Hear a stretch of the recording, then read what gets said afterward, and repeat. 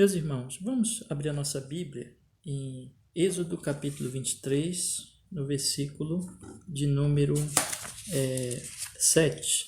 Êxodo 23, verso 7. Diz assim a palavra do Senhor: De palavras de falsidade te afastarás, e não matarás o inocente e o justo, porque não justificarei o ímpio. Vamos orar, meus irmãos. Senhor nosso Deus, nos perdoe os pecados nesse momento em que vamos meditar na Tua Palavra. Nos dê, Senhor, a iluminação do Espírito Santo para entendermos essa doutrina tão preciosa, tão essencial para a salvação. E abre também o nosso coração para recebê-la, que aqueles que ainda não Te conhecem sejam salvos, aqueles que já Te conhecem sejam fortalecidos, edificados na Tua Palavra, em nome de Jesus. Amém, Senhor. Graças a Deus em Cristo. Meus irmãos, nós estamos aqui hoje para estudarmos a lição 5 do nosso Catecismo Ortodoxo. E esta lição 5, ela inicia a seção segunda, ou a parte 2 do Catecismo, que trata da libertação. Nós temos visto que a primeira pergunta do Catecismo ela mostra qual é o nosso consolo, o nosso conforto, que é o Senhor Jesus, que pagou por nossos pecados, que cuida de nós, que nada acontece conosco a não ser para o nosso bem, que nós pertencemos a Ele na vida e na morte, nós fomos selados com o Espírito Santo, que o Espírito Santo ele move o nosso coração, nos dá graça, nos dá perseverança. Então, nosso consolo é Cristo. Nós temos dito também desde o início que o consolo que vem do Evangelho, que vem do Evangelho de Cristo, da Palavra de Deus, é o verdadeiro consolo, que os outros consolos que o mundo traz decididamente são falsos consolos. A segunda pergunta do Catecismo mostra o que eu preciso saber, não é? A ignorância é o pecado, a ignorância, a ilusão vem exatamente do pecado que quer nos trazer na ignorância, nas trevas, exatamente nessa ignorância, os falsos consolos. Mas o Evangelho é luz, o Evangelho é conhecimento. Eu preciso saber, então, de 3 verdades, segundo o Catecismo. Primeiro, da minha miséria, a respeito da minha miséria. Segundo, da minha libertação. E terceiro, da minha gratidão. Nós estamos, então, já vimos que esses 3 temas são o assunto, trata-se do conteúdo de todo o Catecismo Ortodoxo. Nós já entramos também nas lições seguintes observando a nossa miséria, né?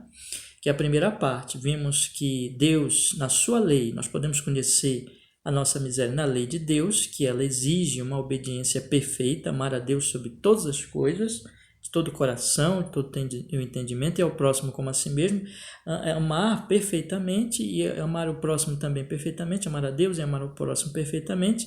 A lei de Deus, portanto, mostra a nossa miséria, de que nós somos pecadores e que merecemos tão somente a condenação por parte do Senhor. Mostra que isso é justo, ainda que nós tenhamos uma natureza e não possamos realmente cumprir a lei de Deus. Isso tudo temos estudado no Catecismo nas aulas anteriores, nas lições anteriores, por causa do pecado em Adão, que o homem criou. Aliás, Deus criou o homem perfeito, mas esse homem caiu miseravelmente em Adão. Adão escolheu como nosso representante deliberadamente o pecado, sendo perfeito, tendo sido criado justo. Deus não criou ele pecador, mas justo, mas ele decidiu pecar e assim trouxe a morte para toda a humanidade. De forma, meus irmãos, que agora nós começamos a estudar a respeito da libertação, da única salvação, portanto, que nós podemos ter. Nós chegamos a uma conclusão de que Deus, ele não nos salvará de uma maneira injusta. Essa é a conclusão que nós chegamos, e é por isso que eu já começo com esse texto tão precioso de Êxodo, capítulo 23, no versículo 7, que diz: de palavras de falsidade te afastarás e não matarás o inocente e o justo, porque não justificarei o ímpio. Esse texto mostra que jamais o Senhor vai nos salvar no estado em que nós estamos, ou seja, de pecado, de iniquidade, de rebeldia. Tudo que nós merecemos é a perdição eterna. Deus é justo e Deus não justifica o ímpio, enquanto a sua impiedade, evidentemente, não é resolvida. Então, enquanto estivermos em culpa, em pecado e em impiedade, não haverá justificação. A palavra de Deus, então, mostra claramente que esse é o estado do homem, não é? E, meus irmãos, a única salvação, portanto, é que isso seja resolvido, que essa impiedade seja retirada. Mas como isso pode acontecer? A lição 5, portanto, ela vai, nas suas perguntas e respostas, ela vai mostrar para nós a única maneira, a única forma de nós sermos salvos, meus irmãos. A única forma de nós sermos salvos, que é tão somente através do nosso Senhor e Salvador Jesus Cristo. Esta lição 5 e também a próxima lição 6, elas duas vão abordar, e também, né, aí a continuidade de todo o catecismo, evidentemente, mas essas duas lições é bem interessante nós observarmos que elas vão tratar muito dessa salvação e desse único meio de nós sermos salvos, que é através do nosso amado Salvador Jesus Cristo. Então vamos, meus irmãos, entrar nas questões, e aí nós vamos, na medida em que nós também entramos nas respostas, nós vamos dando as devidas explicações, ainda que com brevidade, mas com a graça de Deus, orando ao Senhor com verdade. Então diz a pergunta 12: se de acordo com o justo julgamento de Deus, nós merecemos tanto castigo neste mundo e para sempre na eternidade no porvir, como então podemos escapar dessa punição e retornar ao favor de Deus? E lembrando que nós estamos então entrando na segunda parte do Catecismo Ortodoxo, que é a libertação. Nós vimos que nós merecemos o castigo eterno no porvir e também já agora castigo neste mundo. Como então podemos escapar dessa punição e retornar ao favor de Deus? Ou seja, se quando alguém entende que a sua situação é gravíssima, conforme nós temos visto na lição anterior e nas lições anteriores, a pessoa diz, bom, há salvação, há esperança, como podemos escapar dessa punição? O capítulo 23 de Êxodo, que nós acabamos de ler, diz que o Senhor não justificará o ímpio, não é? Então, como isso pode ser resolvido? A resposta do catecismo é bastante esclarecedora, precisa, porque diz assim: Deus exige que a sua justiça seja satisfeita. Por isso, nós mesmos devemos satisfazer completamente as reivindicações dessa justiça, ou outro deve fazer isso por nós. O ponto importante aqui é que a nossa situação é grave, nosso pecado é grave, nós merecemos punição. Não justificarei o ímpio, diz o Senhor no final do verso 7 de Êxodo 23. Deus não nos justificará, não nos salvará, enquanto não for resolvida a questão da nossa impiedade. Na nossa impiedade não haverá salvação. Por isso que essa resposta está bem alinhada exatamente com esse pensamento. Deus exige que a sua justiça seja satisfeita. Por isso, nós mesmos devemos satisfazer completamente a reivindicação dessa justiça, ou outro deve fazer isso por nós. Só há uma maneira, uma forma de nós alcançarmos a salvação, de nós acertarmos essas contas com Deus. Nossa dívida é altíssima e só existe, então, duas possibilidades. Ou nós pagamos essa dívida, ou nós cumprimos a justiça exigida de Deus, que a justiça exige, satisfazemos essa justiça, ou outro satisfaz por nós. Sem isso não haverá perdão. Romanos capítulo 2, do verso 1 em diante, por favor, eu convido meus irmãos a abrirem as suas Bíblias comigo. Romanos capítulo 2, do verso 1 em diante, nos diz exatamente assim a palavra do Senhor.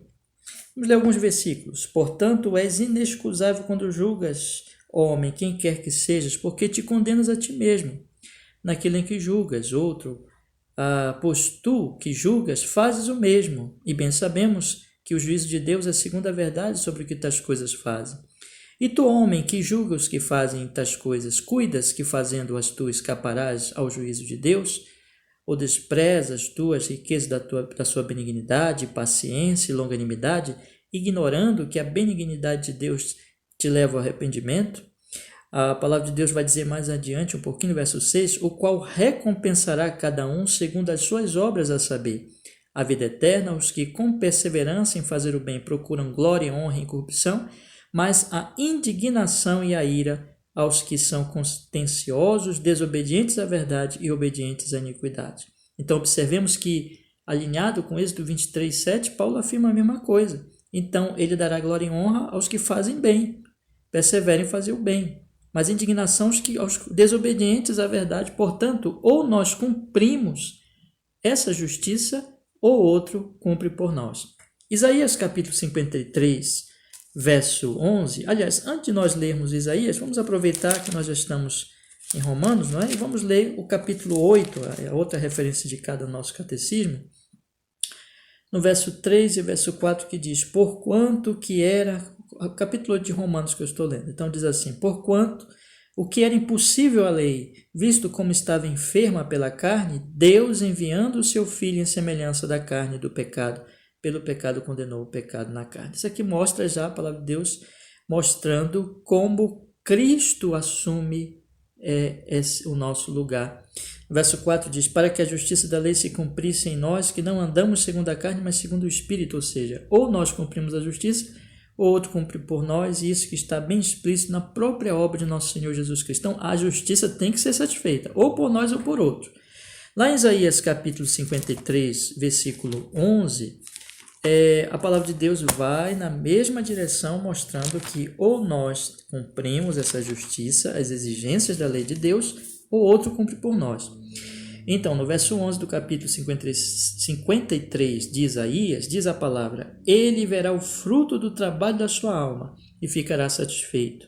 Com seu conhecimento, o meu servo justo justificará a muitos, porque as iniquidades deles levará sobre si. Então, observe que coisa impressionante aqui, né? Mais um dado bíblico que diz, as iniquidades dele levará sobre si, ou seja, ele justificará muitos, o justo, então ele assume o lugar. Então temos esses dois caminhos para a nossa justificação, para que seja resolvido nosso problema. Somos pecadores, somos ímpios, a impiedade, diz Êxodo capítulo 23, verso 7, Deus não justifica o ímpio, portanto, ou nós deixamos de ser ímpios, nós pagamos a nossa dívida, ou outro paga por nós.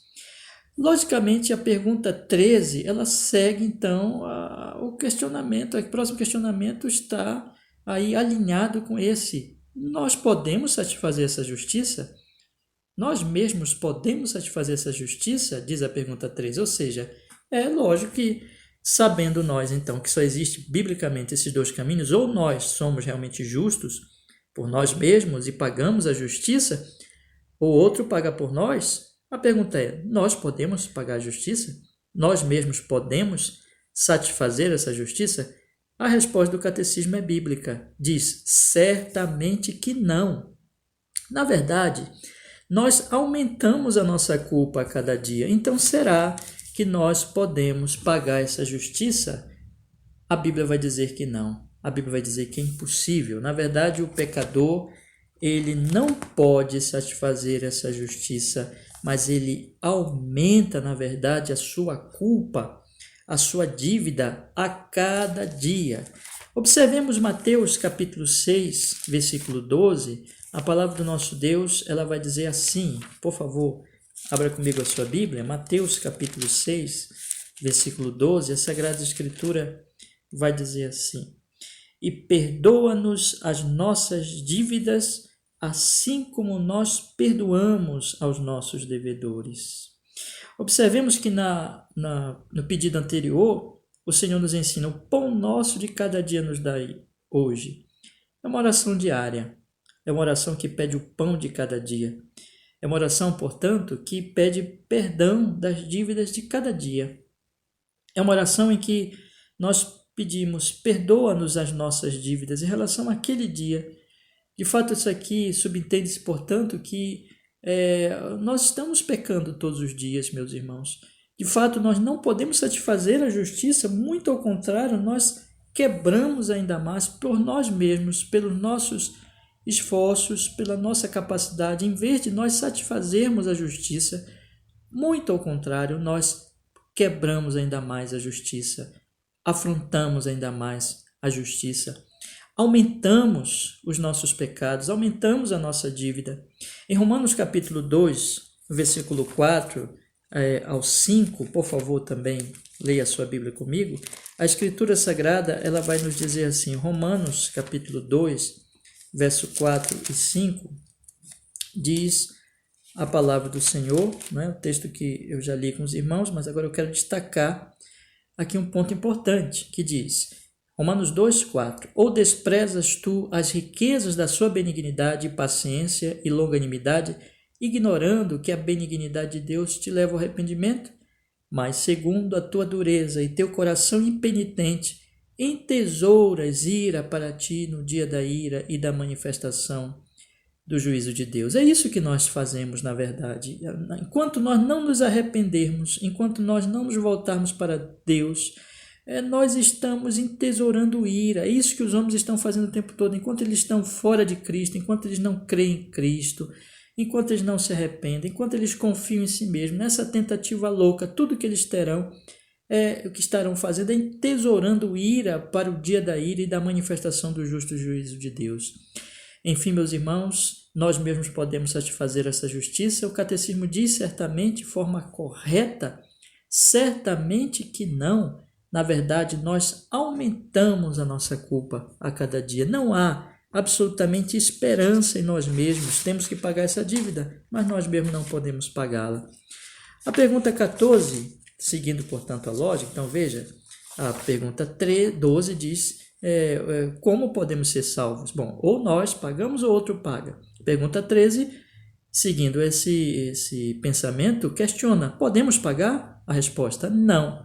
A pergunta 14 segue o entendimento e diz, qualquer mera criatura pode satisfazer a justiça de Deus por nós? A resposta, não. E isso por dois motivos. Primeiro, porque Deus não punirá outra criatura pela culpa de um ser humano. Segundo, nenhuma mera criatura pode suportar o peso da ira eterna de Deus contra o pecado e nem libertar outras criaturas. Então é muito importante, não é? Bom, se eu fui informado pela Escritura Sagrada, conforme o Catecismo nos ensina, de que ou eu pago a justiça ou outro ser, outra pessoa, ou ser paga por mim. Eu posso pagar? A resposta não. Outra mera criatura pode pagar? A resposta também é não, por dois motivos. Porque Deus não punirá outra criatura pela culpa de um ser humano. Observemos o que diz Ezequiel, capítulo 18, no versículo 4. A Sagrada Escritura nos diz assim, por favor, abra sua Bíblia comigo, Ezequiel, capítulo 18, versículo 4. A Escritura diz assim, eis que todas as almas são minhas, como é a alma do Pai, assim também a alma do Filho é minha. A alma que pecar, essa morrerá. Não é qualquer criatura que poderá pagar os nossos pecados, né? Existe aqui uma questão de relação direta com o pecador, do pecado com o próprio pecador. E no versículo 20 de Ezequiel, diz a palavra, a alma que pecar, essa morrerá. O filho não levará a iniquidade do pai, nem o pai levará a iniquidade do filho. A justiça do justo ficará sobre ele, a impiedade do ímpio cairá sobre ele. Em Hebreus, capítulo 2, versículo 14, a palavra de Deus vai nos dizer assim, meus irmãos. Hebreus, capítulo 2, Hebreus, capítulo 2, verso 14, a palavra do nosso Senhor vai nos informar da seguinte forma. E visto como os filhos participam da carne e do sangue, também ele participou das mesmas coisas, para que pela morte aniquilasse o que tinha o império da morte, isto é, o diabo, e livrasse todos os que com medo da morte estavam por toda a vida sujeitos à servidão. Porque, na verdade, ele não tomou os anjos, mas tomou a descendência de Abraão. Não é? Então, por isso convinha, diz o texto, que em tudo fosse semelhante aos irmãos, para ser misericordioso e fiel, sumo sacerdote, naquilo que é de Deus, para expiar os pecados do povo, porque naquilo que ele mesmo, sendo tentado, padeceu, pode socorrer aos que são tentados. Observamos então aqui que Cristo não morreu por anjos, porque não foram anjos que pecaram, mas pelos homens. Observemos então, irmãos, que não é qualquer mera criatura. Um anjo não pode me salvar, um animal não pode pagar pelos meus pecados, não pode ser qualquer criatura, tem que ser um homem, porque Deus não punirá outra criatura pela culpa de um ser humano. Então, Ezequiel mostra que há uma relação direta do pecado com o pecador, e Hebreus mostra que tem que ser um homem, não pode ser um anjo, não pode ser um animal. Então, se foi um homem que pecou, tem que ser um homem para pagar o preço daquele pecado. Está diretamente ligada à raça humana, não é? Esse é o sentido aqui que podemos compreender, juntando os dois textos. Então, irmãos, não pode ser uma mera criatura. Primeiro motivo é esse, acertadamente diz o catecismo, porque Deus não punirá outra criatura pela culpa de um ser humano. Mas há um segundo motivo. Nenhuma mera criatura, segundo o catecismo, pode suportar o peso da ira eterna de Deus contra o pecado e nem libertar outras criaturas dela. Nós observamos no livro de Salmos, capítulo 49, Salmo 49, a palavra de Deus, ela vai nos dizer assim, meus irmãos, Salmo 49, nós vamos ler aí o versículo, dos versículos 7 ao versículo 9, Salmo 49, do versículo 7 ao versículo 9, diz assim a palavra do Senhor: nenhum deles de modo algum pode remir o seu irmão ou dar a Deus o resgate dele, pois a redenção da sua alma é caríssima e cessará para sempre. Então a redenção de uma alma é muito cara. O verso 9 diz: para que viva para sempre não veja corrupção. É muito cara. Então, o peso da ira como punição do pecado é muito grande, na verdade, infinito. Nós temos aí o Salmo 130, versículo 3, meus irmãos, que está alinhado nesse mesmo sentido, quando nos diz assim, Salmo 130, versículo 6. A minha alma anseia pelo Senhor.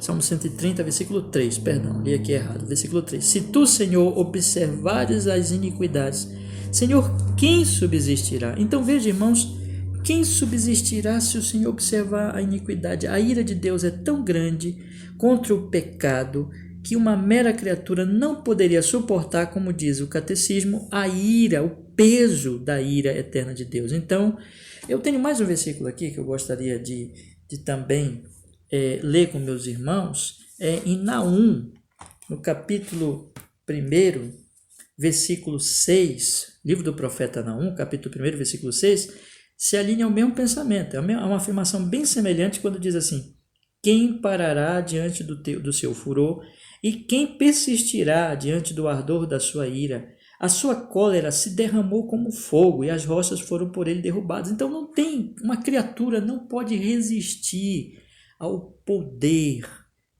meus irmãos, ao poder da ira divina contra o pecado. Portanto, por esses dois motivos, uma mera criatura não pode assumir o nosso lugar. Primeiro, porque tem que ser homem, não pode ser um anjo, não pode ser um animal. E mesmo assim, uma mera criatura não pode suportar o peso terrível da ira do Senhor contra os nossos pecados. Portanto, qual é a solução? A pergunta 15, ela segue um pensamento de resposta, né? Perguntando, aliás, a resposta a essa situação, como pode ter então uma solução a isso? A pergunta 15 diz: então por que tipo de mediador e libertador devemos buscar? Bom, se não pode ser uma criatura, porque não pode ser outra criatura para morrer pelos homens, e tampouco uma criatura poderá suportar poderá suportar o terrível peso da ira de Deus, então que tipo de mediador e libertador devemos buscar? A resposta é aquele que é homem verdadeiro e justo e mais poderoso do que todas as criaturas, isto é, alguém que seja ao mesmo tempo Deus verdadeiro. Ora, meus irmãos, então, se eu não posso me salvar, eu preciso ser salvo por outro. Eu preciso de um mediador. O que é um mediador? É alguém que pacifica, é alguém que reconcilia as duas partes que estão com problemas. E Deus está irado comigo e eu sou rebelde a Deus. Preciso ser pacificado, preciso ser reconciliado com Deus. Eu não posso, pelos meus méritos, resolver isso. Uma mera criatura não pode, por causa do poder terrível da ira de Deus contra o pecado, e porque não é qualquer criatura que poderia pagar pelos pecados dos homens. Então, quem pode pagar tem que ser um homem, mas não tem que ser qualquer homem. Tem que ser um homem verdadeiro e justo. Então, tem que ser justo, não pode, porque como um pecador poderá salvar outro se ele está em pecado e dívida também. Então, tem que ser justo. E mais do que um homem justo, tem que ser poderoso, mais poderoso do que qualquer criatura, do que todas as criaturas. Isto é, tem que ser ao mesmo tempo Deus verdadeiro. Então tem que ser homem, tem que ser Deus, tem que ser o Deus homem. Romanos capítulo 1, versículo 3, a palavra de Deus, ela vai nos dizer exatamente a verdade que Jesus é homem. Paulo, servo, eu vou ler desde o 1 até o 3, Paulo, servo de Jesus Cristo, chamado para apóstolo, separado para o evangelho de Deus, o qual antes prometeu pelos seus profetas nas santas escrituras, acerca de seu filho que nasceu da descendência de Davi segundo a carne. Então ele é homem. Nós temos 1 Coríntios, capítulo 15, versículo 21, também falando da humanidade de nosso amado Salvador Jesus, porque assim como a morte veio por um homem, também a ressurreição dos mortos veio por um homem. Hebreus capítulo 2, versículo 17, a Escritura Sagrada também se alinha a esse pensamento da humanidade de nosso Senhor Jesus Cristo, porquanto diz assim a palavra do Senhor, 2,17, por isso convinha que em tudo fosse semelhante aos irmãos, para ser misericordioso e fiel ao sumo sacerdote naquilo que é de Deus para expiar os pecados do povo. Ele era semelhante a nós. Jesus é homem. Precisamos assim de um homem.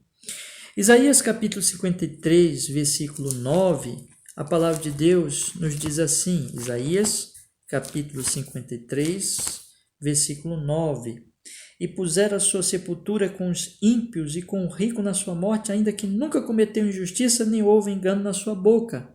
Ele não tem que ser apenas um homem, mas tem que ser também perfeito, que nunca cometeu injustiça, que nunca falou engano, em quem nunca houve engano na sua boca.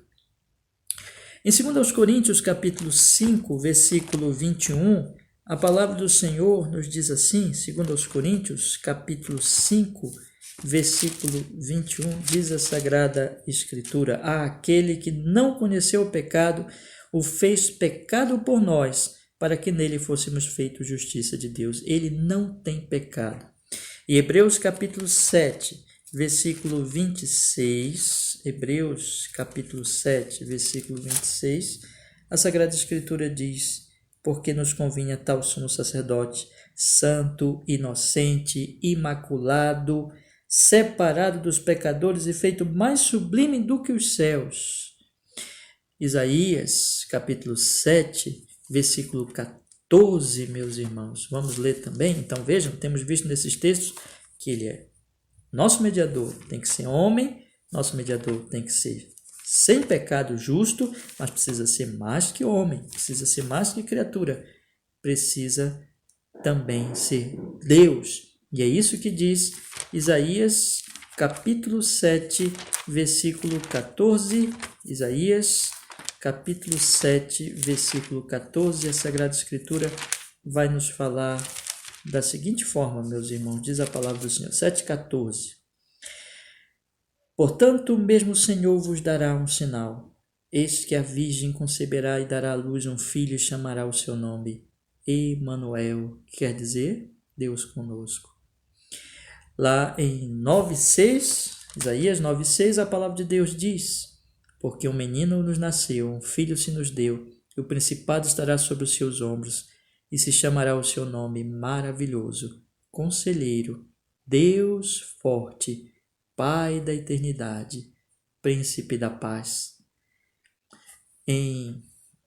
Também podemos ler Jeremias capítulo 23, versículo 6, Jeremias capítulo 23, Versículo 6, a palavra do Senhor diz assim: Nos seus dias Judá será salvo, Israel habitará seguro, e este será o seu nome, com o qual Deus o chamará, o Senhor, justiça nossa. Ele é o Senhor, Ele é Deus, Ele é nossa justiça. Lá em João capítulo 1, para fechar, né? Versículo 1, aquele grande e poderoso, famoso texto sobre a divindade de nosso Senhor Jesus Cristo, que diz: No princípio era o Verbo, e o Verbo estava com Deus, e o Verbo era Deus. Meus irmãos, então temos aqui que este mediador precisa ser homem, porque tem que pagar o preço dos pecados de homens. Mas tem que ser mais que homem, tem que ser justo, porque um pecador não pode salvar outros pecadores, não pode salvar nem a si mesmo, mas tem que ser mais que homem, mais que uma mera criatura, tem que ser Deus para suportar a terrível ira de Deus. Deus tem que nos salvar de Deus. Por isso que ele se fez homem. Cristo Jesus veio a esse mundo, encarnou-se, revestiu-se de humanidade, nasceu da Virgem Maria.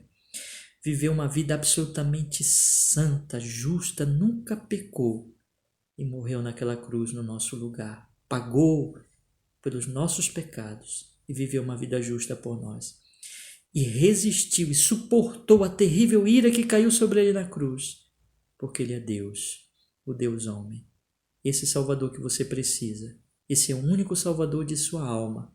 Não confie em si mesmo, não confie nas suas obras, não confie na sua justiça, não confie em alguma outra criatura para ser salvo. Não, você não pode pagar os seus pecados, você só aumenta os seus pecados.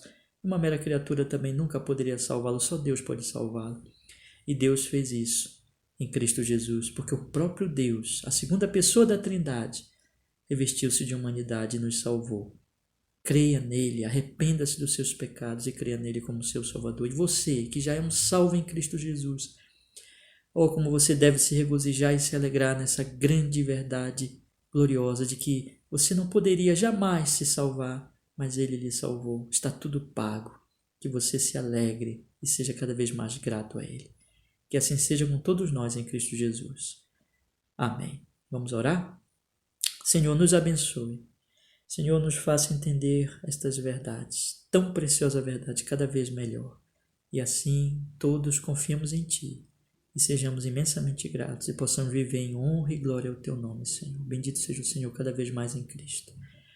Amém e amém.